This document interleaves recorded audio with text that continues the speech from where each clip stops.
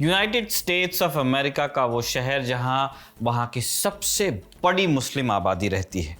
एक ऐसा शहर जहां 9/11 के हमलों के बाद 3,000 लोगों की मौत हुई और हर शख्स मुसलमानों को शक की निगाह से ही देखने लगा। उसी शहर की गलियों से एक मुस्लिम लड़का खड़ा हुआ, राजनीति में उतरा। ऐसे नेताओं को उसने चुनौती दी जिनके पीछे कई अरबपतियों की बैकिंग थी। फिर भी वो लड़का उनके आगे चट्टान की तरह खड़ा रहा। उस शहर में जहां उसकी मुस्लिम पहचान पर भद्दी भद्दी बातें बोली गईं, वो अपनी पहचान को छिपाता नहीं बल्कि उसे गर्व के साथ अपने साथ लेकर चलता है।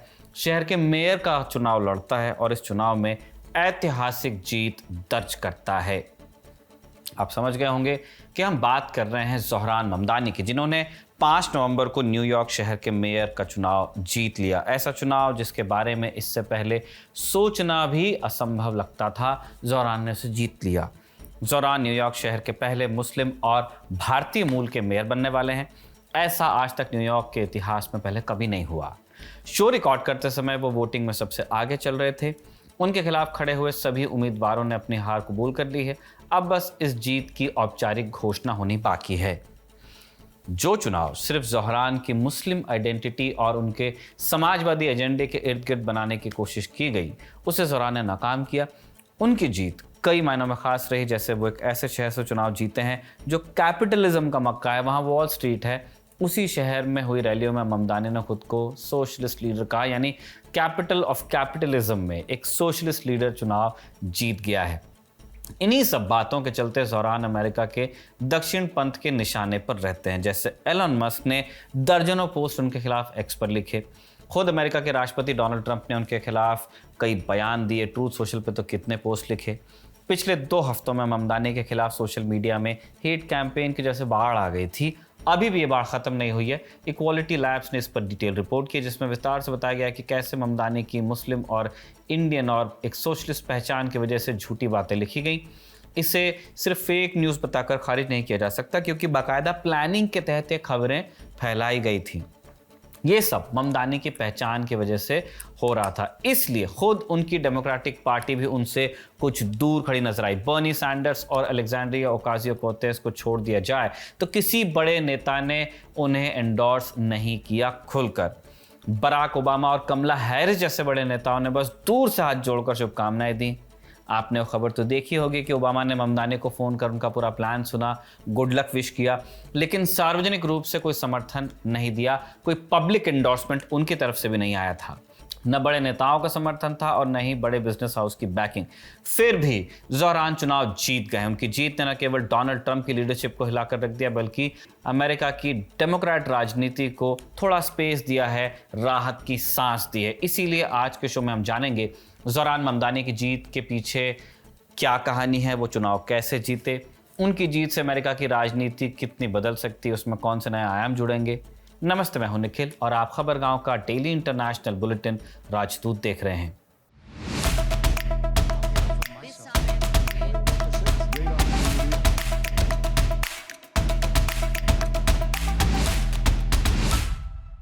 ममदानी ने अब से कुछ देर पहले अपनी जीत का ऐलान करते हुए एक स्पीच दिया था, जिसमें उन्होंने न्यूयॉर्क वासियों से किए तमाम वादों को याद किया, ट्रंप को याद किया, अपने कैंपेन के बारे में बताया। लेकिन भारत में बैठे राजनीतिक पंडितों का ध्यान सबसे ज्यादा गया नेहरू के कोट पर। ममदानी ने अपने भाषण में भारत के पहले प्रधानमंत्री जवाहरलाल नेहरू के उन लफ्जों को दोहराया जो नेहरू ने 200 बरस की अंग्रेजों की गुलामी से आज़ादी के बाद कहे थे। इतिहास में उस प्रसिद्ध भाषण को ट्रिस्ट विद डेस्टिनी के नाम से याद किया जाता है। ममदानी ने कहा, आपके सामने खड़े होकर मुझे जवाहरलाल नेहरू के शब्द याद आते हैं। उन्होंने कहा था कि इतिहास में ऐसा क्षण बहुत कम आता है जब हम पुराने से नए की ओर कदम बढ़ाते हैं, जब एक युग का अंत होता है और जब लंबे समय से अत्याचार सह रहे राष्ट्र की आत्मा को अभिव्यक्ति मिलती है। आज रात न्यूयॉर्क ने ठीक यही किया है। जिस तरह नेहरू का यह भाषण ऐतिहासिक था, उसी तरह न्यूयॉर्क के मेयर का ये चुनाव भी ऐतिहासिक था। इस बरस लगभग 2 मिलियन वोट न्यूयॉर्क मेयर के चुनाव में पड़ गए हैं। ये एक बहुत बड़ा नंबर है। अमूमन इतने वोट न्यूयॉर्क मेयर के चुनाव में नहीं पड़ते हैं। अब इसकी एक वजह तो अमेरिका का राजनीतिक सिस्टम ही है। यहाँ सबसे बड़ा चुनाव होता है राष्ट्रपति का, जिसमें सबसे ज़्यादा लोग वोट डालने जाते हैं। प्रेसिडेंशियल इलेक्शन के साथ कुछ और चुनाव भी हो जाते हैं, जैसे house of representatives, senate elections, कई राज्यों के स्टेट लेजिस्लेचर्स के चुनाव भी होते हैं। ऐसे में राष्ट्रपति चुनाव के साथ जब ये चुनाव निपट ही जाते हैं तो मेयर के चुनाव में अमूमन कम ही लोग वोट डालने जाते हैं। ऐसा ही न्यूयॉर्क के मामले में भी है। ऊपर से ये शहर हमेशा भागता दौड़ता रहता है। मुंबई के बारे में लोग ये कहते हैं कि इंडिया का न्यूयॉर्क है। टाइम कम है लोगों के पास, बहुत व्यस्त हैं, इसलिए भी यहाँ कम वोटिंग होती है। जैसे 2021 में, इससे पहले जब मेयर का चुनाव हुआ था तो करीब 1.1 मिलियन वोट पड़े थे, 11 लाख। अभी जो काउंटिंग चल रही है उसमें 1 मिलियन यानी 10 लाख वोट तो ममदानी को ही मिल गए हैं और कुल टर्नआउट 2 मिलियन के आसपास पहुंच गया है। यानी पिछले चुनाव की तुलना में लगभग 2 गुनी वोटिंग हुई। इसकी जाहिर वजह यह है कि ये चुनाव मेयर इलेक्शन से तो आगे निकल गया था। विदेश तक में इस चुनाव की चर्चा थी। भारत में भी बहुत नफरत मिली है ज़ोरान ममदानी को। ऐसे तो ढूंढ ढूंढ के कमला हैरिस भी भारतवंशी है, ऋषि सुनक भी भारतवंशी है, कहीं भी कुछ हो जाए सब भारतवंशी हैं, लेकिन ज़ोरान ममदानी में भारतवंश नहीं दिख रहा लोगों को। अपनी अपनी सोच है।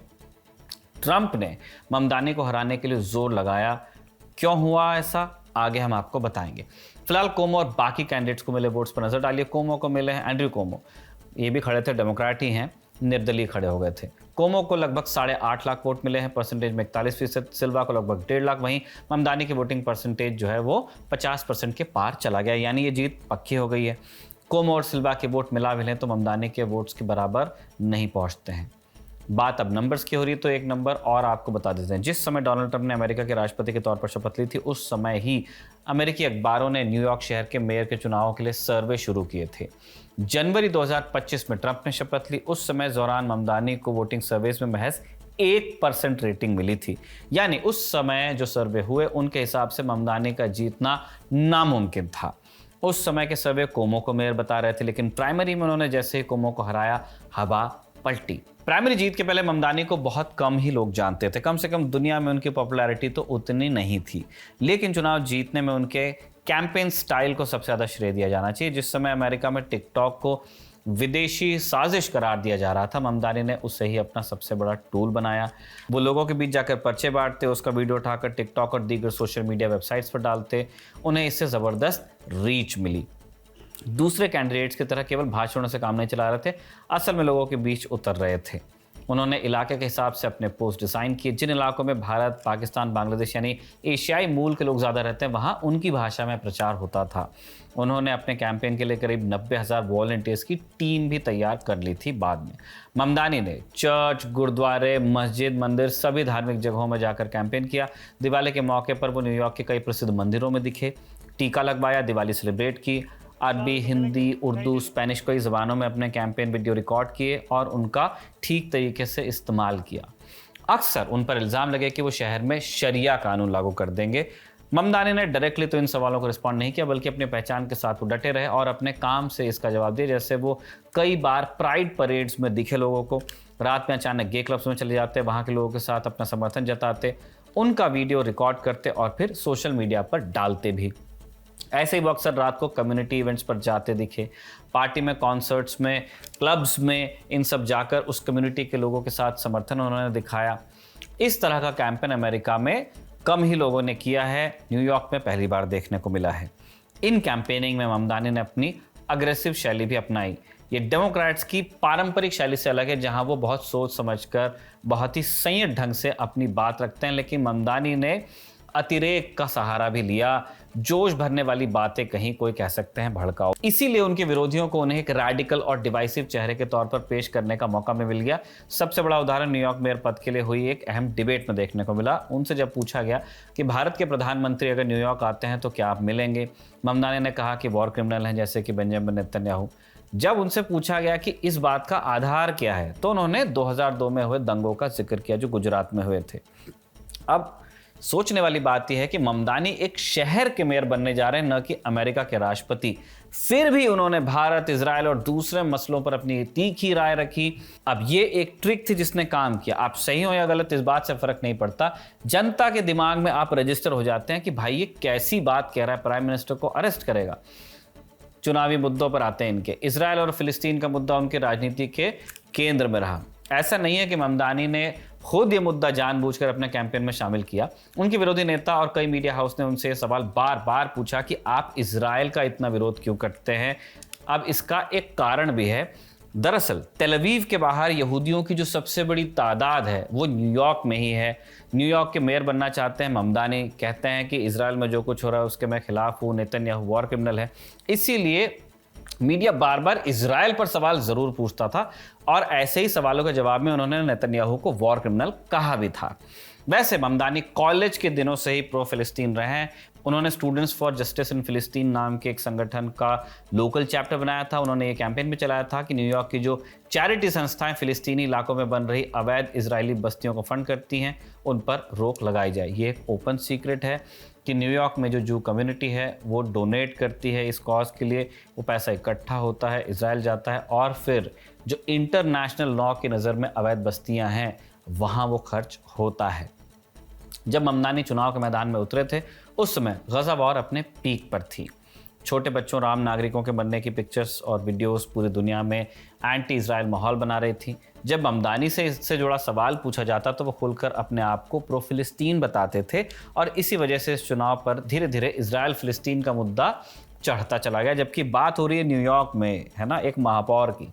दिसंबर 2024 में पत्रकार मेहदी हसन के साथ एक इंटरव्यू में उन्होंने यहां तक कह दिया कि अगर नेतन्याहू न्यूयॉर्क आए तो मेयर के तौर पर वो उनकी गिरफ्तारी की मांग करेंगे। इसी के बारे में हम अभी से थोड़ी देर पहले आपको हिंट कर रहे थे कि कैसी बात कर रहा है व्यक्ति कि प्राइम मिनिस्टर को अरेस्ट करेगा।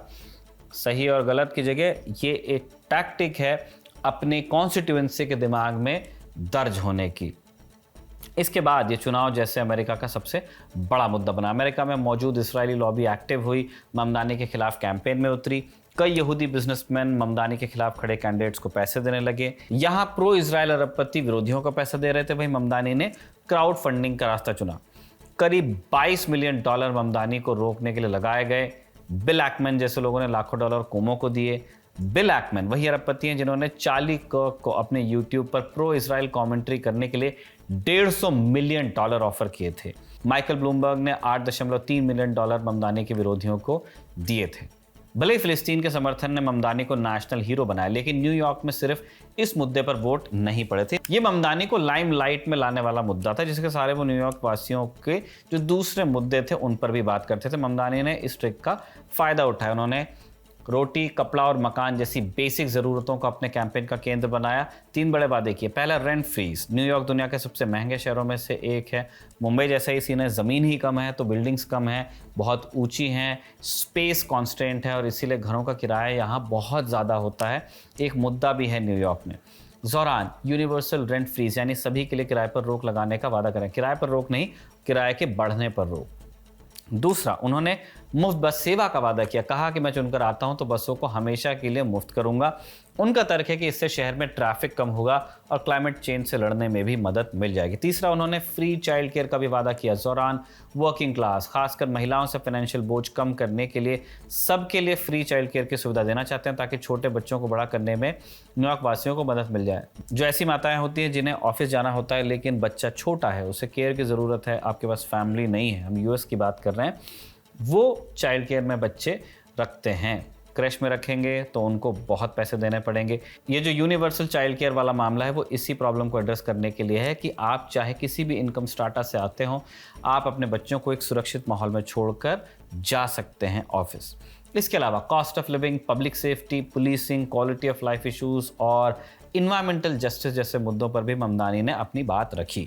अब शुरुआत में तो विरोधियों ने ममदानी से सवाल पूछा कि आप फ्री सेवाएं देने के लिए पैसा कहाँ से लाएंगे, शहर आप चलाएंगे कैसे, आपका तो कोई अनुभव भी नहीं। लेकिन फिर भी ममदानी की रेटिंग बढ़ती ही गई। तो फिर हेट कैंपेन चला ममदानी के खिलाफ। Council on American Islamic relations ने बताया कि प्राइमरी के बाद एक दिन में लगभग 6200 इस्लामोफोबिक पोस्ट आए, जिनमें से 62% एक्स पर थे।